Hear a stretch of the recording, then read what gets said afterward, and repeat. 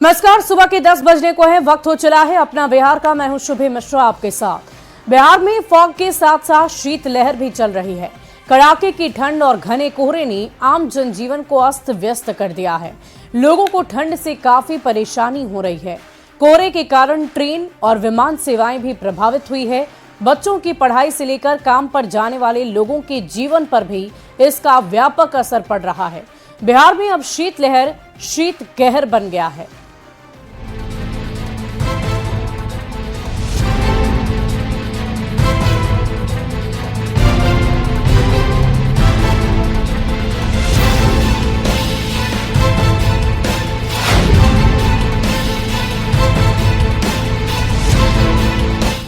बिहार में शीतलहर चल रही है। मौसम विभाग के अनुसार अगले कुछ दिनों तक बिहार में मौसम का मिजाज ऐसा ही बने रहेगा।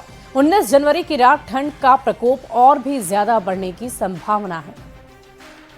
तो आपको बता दें कि लगातार मौसम वैज्ञानिकों की तरफ से, मौसम विभाग की तरफ से यही कहा जा रहा है कि अगले कुछ दिनों तक बिहार में मौसम का मिजाज यूं ही बना रहेगा। 19 जनवरी की रात और भी ज्यादा ठंड बढ़ सकती है, ऐसी संभावना जताई जा रही है। कपकपाती ठंड से बिहार वासी जो है वो परेशान है। पटना राजधानी की बात करें या दूसरे जिलों की, सभी जगहों पे जो तापमान है, अधिकतम और न्यूनतम तापमान, उसमें बहुत गैप नहीं है। इस कारण से कनकनी जो है वो महसूस किया जा रहा है। सुबह और शाम घने कोहरे भी जो है वो देखने को मिल रहे हैं। और अभी जो मौसम विभाग से जानकारी मिली है उसके मुताबिक अगले कुछ दिनों तक बिहार में मौसम ऐसा ही बना रहेगा।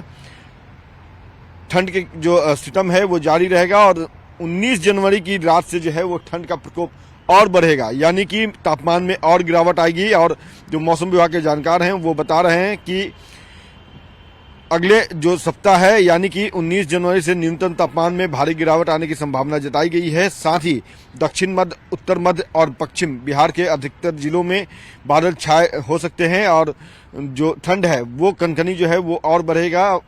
जो जानकारी आईएमडी पटना के तरफ से दिया जा रहा है उसके मुताबिक अधिकांश जो इलाके में आज सुबह से लेकर के कोहरा जो है वो घना छाया हुआ है। और कुछ जगहों पे हालांकि जैसे राजधानी पटना के शहर के अंदर की बात करें तो यहाँ पे विजिबिलिटी जो है वो थोड़ी साफ है, लेकिन बाकी जगहों पे जो है विजिबिलिटी भी काफी कम है। और इसको देखते हुए जो मौसम विभाग के जो जानकार हैं वो वाहन चालकों से ये अपील किए हैं, अनुरोध किए हैं कि आप जब भी हाईवे पे गाड़ी भगा रहे हैं तो विजिबिलिटी कम हो, इसको देखते हुए अपनी गाड़ियों का मास्क लाइट जो है वो जरूर ऑन रखें, जला कर रखें, ताकि दूर से ही जो दूसरे वाहन चालक हैं उसे आपकी गाड़ी की आती हुई जो गति है वो पता चल सके। कि अभी तापमान में और गिरावट आएगी। 19 जनवरी की मध्य रात्रि से ठंड जो है वो और बढ़ेगा और न्यूनतम तापमान उसमें भारी गिरावट होगी। तो इसको देखते हुए ठंड से जितने भी बचने के उपाय हैं वो उसका इस्तेमाल आप जरूर करें ताकि ठंड के चपेट में ना आए। कैमरा पर्सन सुबोध के साथ अमित कुमार, न्यूज 18 पटना। और बिहार में ठंड का सितम जारी है। ज्यादातर जिले का न्यूनतम तापमान 10 डिग्री के करीब है और ठंड से बचने के लिए लोग अलाव का सहारा ले रहे हैं। प्रशासन की तरफ से अलाव की व्यवस्था नहीं होने पर लोगों में काफी नाराजगी है। सितम जारी है और इसको देखते हुए 8वीं कक्षा तक के जो स्कूल हैं उसका प्रचालन पे डीएम ने रोक लगाया। 18 जनवरी तक ये रोक लगाया। लेकिन अगर हम आम लोगों की बात करें, जो आम लोग हैं वो इस कड़ाके के ठंड से काफी परेशान हैं। यहाँ देख सकते हैं कि लोग अलाव की व्यवस्था खुद से किए हैं और यहाँ अलाव ताप रहे हैं। क्या नाम बोले? बालचंद साहनी। अलाव मिलते हैं? अब ना मिलता है, नहीं मिलता है। कैसे गुजारा करते हैं? यही चुन चान के हम लोग लहकाते हैं, जलाते हैं सर। हाँ। अपना जीवन गुजारा करते हैं। ठंडा से बच रहे हैं? ठंडा से बच रहे हैं। क्या नाम बोलो? धर्मनाथ सनी। कैसे ठंडा के उपाय? ये हम लोग अपना फूक के चुन चान के करते हैं, तापते हैं। हम लोग के कहाँ कुछ मिलता है। देखिए और भी लोग हैं। क्या नाम हुआ आपका? बजंत्री सनी। ठंडा में कैसे बच रहे हैं? यही आगू लहका उका कर बचते हैं। क्या नाम हुआ आपका? रामजी सनी। ठंड से कैसे बचाव है? यही फूक के गुजारा कर रहे हैं। हाँ? जला उला के ताप है, ठंडा जला के ताप ले रहे हैं। सरकारी सुविधा हाँ? सरकारी सुविधा नहीं। अच्छा, अब तनी आप बता दीजिए क्या है सुविधा सरकार की तरफ से? क्या सुविधा रहेगा? मिलेगा तब ना, सुविधा देगा तब ना तापेंगे। यही लकड़ी उकड़ी चुन के बांस उसके फूकते हैं। ठंड से बचते हैं। जी। तो देखिए ये ठंड से बचने का उपाय जो है वो अलाव सबसे बेहतर उपाय कहा जाता है। ये आम लोग जो है गरीब गुरबा से लेकर के बड़े घराने तक अलाव जो है वो ठंड में लोग तापते हैं। और इन लोगों का कहना है कि प्रशासन भले ही पटना में 100 से 80 यानी कि 180 स्थानों पे अलाव की व्यवस्था करा रखी है। डीएम खुद जो है वो रोजाना निरीक्षण करते हैं, जगह जगह पे अलाव जलवाते हैं। लेकिन यहाँ जो आर ब्लॉक का इलाका है यहाँ पे अभी अलाव का व्यवस्था जो है वो नहीं किया गया है। और ये विधानसभा के जस्ट बाहर की तस्वीर हम दिखा रहे हैं। लोग जो है किसी तरह से यहाँ लकड़ियां चुन करके लाते हैं, बांस के टुकड़े ला रहे हैं और इसे जला करके अलाव से अपना कर सकते हैं कि जान जो है उसे बचा रहे हैं।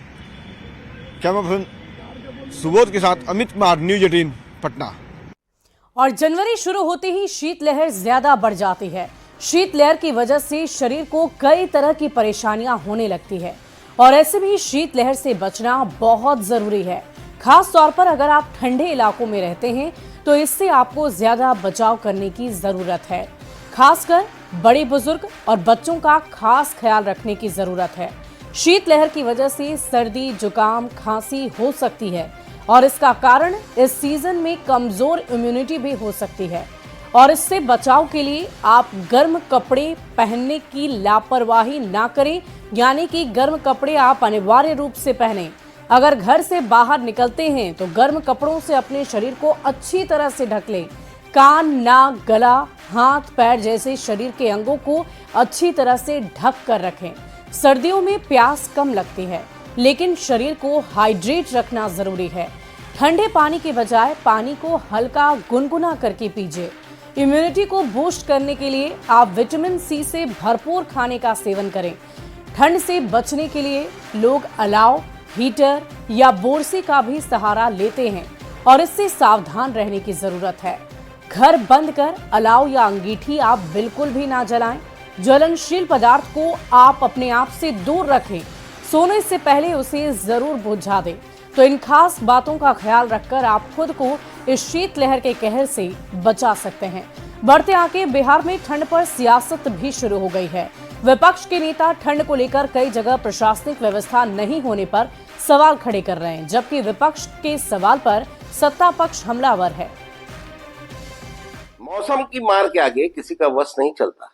बावजूद उसके ठंड से बचने के लिए सरकार ने जगह जगह अलाव जलाने की मुकम्मल व्यवस्था की और तो और गरीबों के लिए दर्जनों आश्रय स्थल खोले गए। उनको इसकी चिंता क्यों जो पशुओं का चारा तक हजम कर गए। स्वास्थ्य और जीवन से महत्वपूर्ण कुछ भी नहीं है। हम लोग उम्मीद कर रहे हैं कि आने वाले समय में ठंड का प्रकोप कम होगा और जीवन सामान्य पटरी पर वापस लौट आएगा। बिहार में कड़ाके की ठंड पड़ रही है। निजी विद्यालय, सरकारी विद्यालयों के 8th क्लास तक बंद कर दिए गए हैं, लेकिन कोई जो प्रशासन की ओर से, आपदा विभाग की ओर से कोई व्यवस्था नहीं की गई है।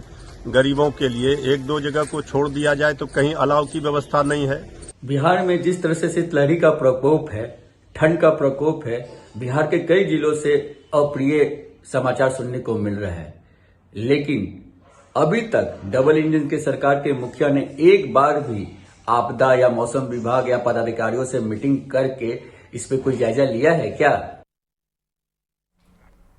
और ठंड का बच्चों की पढ़ाई पर भी असर हो रहा है। पटना में 18 जनवरी तक सभी स्कूलों को बंद कर रखा गया है। 8वीं तक की कक्षाएं बंद रहेगी। 8वीं से ऊपर की कक्षाएं सुबह 9 बजे से दोपहर 3:30 बजे तक बंद चलने की खबर है और जिला प्रशासन ने इस बाबत आदेश भी जारी कर दिए हैं। तो इस वक्त की बड़ी खबर आपको बता रहे हैं पटना से, जहां 18 जनवरी तक सभी 8वीं तक की कक्षाएं बंद रहेगी। सभी स्कूलों को बंद रखा गया है और 8वीं से ऊपर यानी कि 9वीं, 10वीं, 11वीं और 12वीं की कक्षाएं सुबह 9 बजे से दोपहर 3:30 बजे तक ही चलेगी। जिला प्रशासन ने इस बाबत आदेश जारी कर दिया है।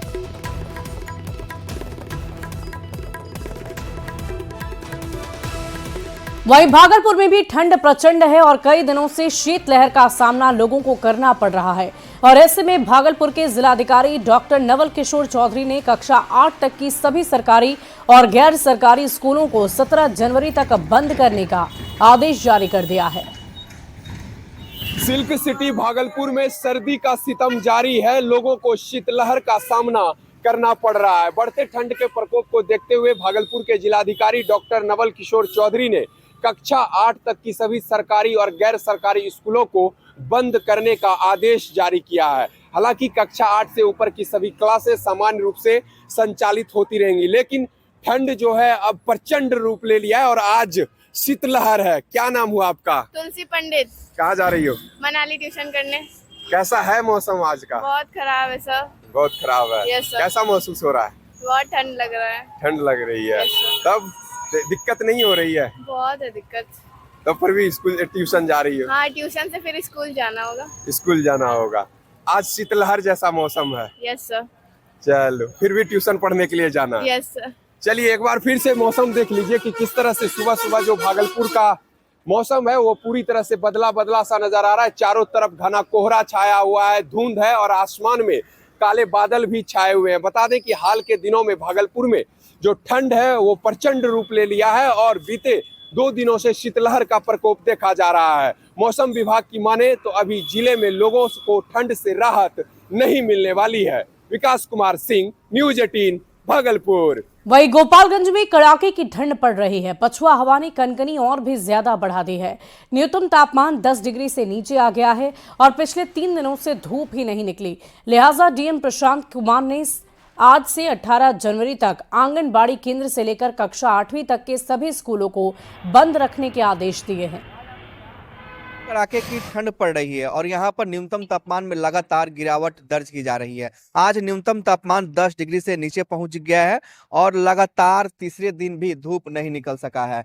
लिहाजा गोपालगंज के डीएम प्रशांत कुमार सीएच ने ठंड के मद्देनजर आंगनबाड़ी केंद्र से लेकर कक्षा 8वीं तक के सभी स्कूलों में बच्चों की शैक्षणिक गतिविधियों पर रोक लगा दी है। यानी कि 8वीं तक के जो बच्चे हैं वो ठंड के मद्देनजर 18 जनवरी तक विद्यालय नहीं जाएंगे।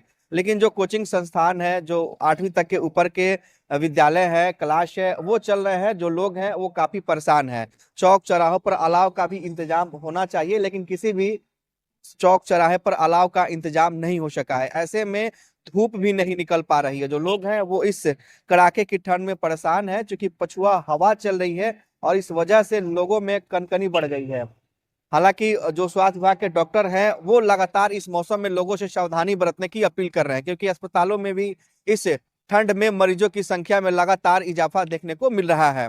ऐसे में जरूरत है लोगों को अब इस कड़ाके की ठंड से बचाव करने की और जरूरी हो तभी घर से वाहन या बाइक लेकर बाहर निकलने की। गोविंद कुमार, न्यूज 18 गोपालगंज।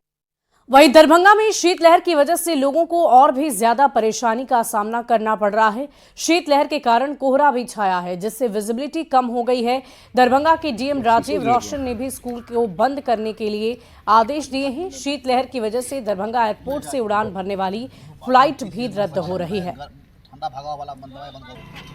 शीतलहर का कहर देखा जा रहा है। अभी हम केवटी प्रखंड में हैं और केवटी प्रखंड के NH 527B पर हैं और देखिए कि जो कोहरे का कहर है जिसके कारण रफ्तार NH पर कम हो गया है। आपको बता दें कि दरभंगा के डीएम राजीव रोशन के द्वारा स्कूलों को भी बंद कर दिया गया है। 17 तारीख तक स्कूल बंद कर दिए गए हैं। वहीं विमान सेवा पर भी असर पड़ रहा है। काफ़ी विमान या तो लेट आ रहे हैं या रद्द कर दिए जा रहे हैं। अभी लोग जो है जनजीवन अस्त व्यस्त है। ऐसे में अलाव के सहारे लोग अपना दिनचर्या बिता रहे हैं। कुछ लोग हैं, उन्हीं से जान लेंगे कि क्या है ठंड का असर, क्या है आपके यहाँ। ठंड 14 तारीख से बढ़ गया है और हर साल मकर संक्रांति में ठंड रहता है, लेकिन इस बार 14 तारीख के बाद ही बढ़ा है। पहले तो ठंड लग ही नहीं रहा था, लेकिन मौसम के हिसाब से अभी स्कूल भी बंद कर दिया गया है। अब देखिए सरकार कब तक स्कूल को बंद रखती है, लेकिन ठंड बढ़ गया है। अभी ठंड बीच में बढ़ा है और अंचल कर्जा द्वारा कुछ में आपको अलाव भी दिया गया था, तो कुछ चला है। और कुछ स्थानीय स्तर पर लोग व्यवस्था किए हैं अलाव, जिससे हम लोग अपना जीवन अलाव के सहारे जी अलाव के सहारे जीवन चल रहा है। यही है, चल रहा है अभी। कहे तो जिस तरह से ठंड दरभंगा में पड़नी चाहिए नहीं पड़ी रही, लेकिन 14 तारीख के बाद से लगातार तापमान में गिरावट देखा जा रहा है। यही कारण है कि ठंड का असर जो जनजीवन अस्त व्यस्त है होना शुरू हो गया है। विपिन कुमार, न्यूज 18 दरभंगा। तो कोहरे और धुंध के कारण विमान सेवा पर भी बुरा असर पड़ रहा है। कई फ्लाइट भी पटना देरी से पहुंची है। आपको बता दें कि दिल्ली, बेंगलुरु, हैदराबाद से विमान 1 से 2 घंटे की देरी से पहुंच रही है। पटना एयरपोर्ट से और अधिक जानकारी दे रहे हैं न्यूज़ 18 संवाददाता धर्मेंद्र कुमार। लगातार विमानों का परिचालन प्रभावित हो रहा है। सुबह आने वाली विमान कम विजिबिलिटी के कारण काफ़ी लेट से पटना पहुंचती हैं और जो देर शाम जो आने वाली विमान होती है वो काफ़ी लेट से पटना पहुंचती। तो लगातार जो पटना एयरपोर्ट पर है विमानों का परिचालन खास करके घने कोहरे के कारण देर से पहुंचती है। चाहे दिल्ली की बात करें या बेंगलुरु की बात करें, हैदराबाद की बात करें, तो तमाम जो जगहों से विमान आते हैं वो लगातार लेट पहुंचते हैं और शाम में भी करीबन जो विमान पहुंचते हैं वो भी लेट पहुंचते हैं। लिहाजा रोज़ाना 2 से 3 फ्लाइट को रद्द भी किया जाता है। हालांकि एयरपोर्ट प्रशासन ने वो तमाम व्यवस्थाएं की हैं जिससे कि यात्रियों को कोई परेशानी ना हो, लेकिन विमान है कि वो लगातार घने कुहासे के कारण पटना एयरपोर्ट पर काफ़ी देर से पहुंचती हैं। घंटे 2 घंटे की देरी से पटना एयरपोर्ट पर पहुंचती है और यात्रियों को यहाँ पर परेशानी होती है और उन्हें इंतजार करना पड़ता है। न्यूज़ 18 के लिए पटना से धर्मेंद्र कुमार।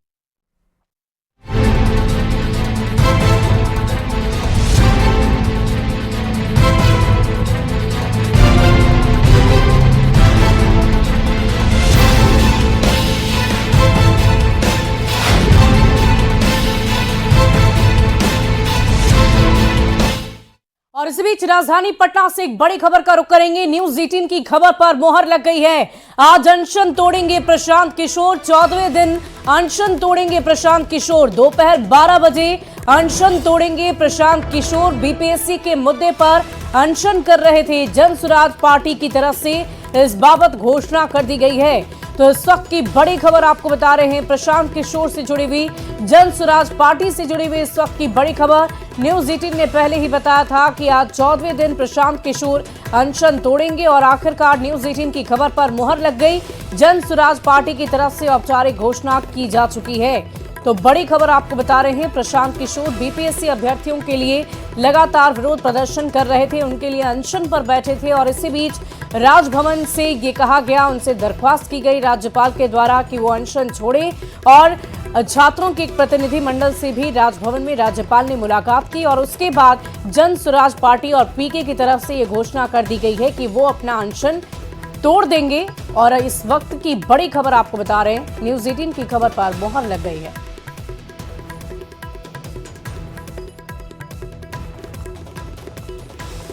केंद्रीय मंत्री और बिहार के पूर्व मुख्यमंत्री जीतन राम मांझी ने हिंदुस्तानी आवाम मोर्चा के लिए बिहार विधानसभा चुनाव में 20 सीट पर दावा ठोक दिया है। जहानाबाद में मांझी ने कहा कि एनडीए में विधानसभा चुनाव में मुझे 20 सीटें मिलनी चाहिए।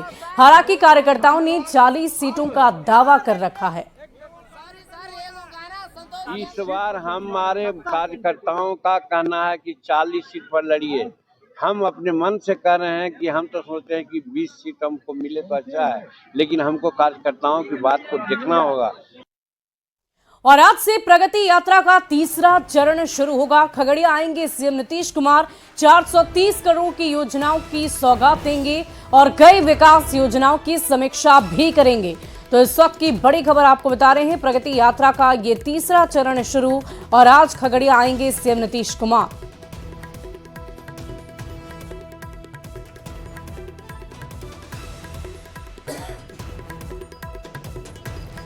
मोतिहारी में 2025 विधानसभा चुनाव को लेकर एनडीए की तरफ से कार्यकर्ता सम्मेलन का आयोजन किया जा रहा है। कार्यक्रम में तमाम घटक दल के प्रदेश अध्यक्ष, जिला अध्यक्ष और साथ ही साथ कार्यकर्ता भी शामिल होंगे। सम्मेलन को लेकर मोतिहारी के गांधी मैदान में तैयारियां लगभग पूरी कर ली गई है।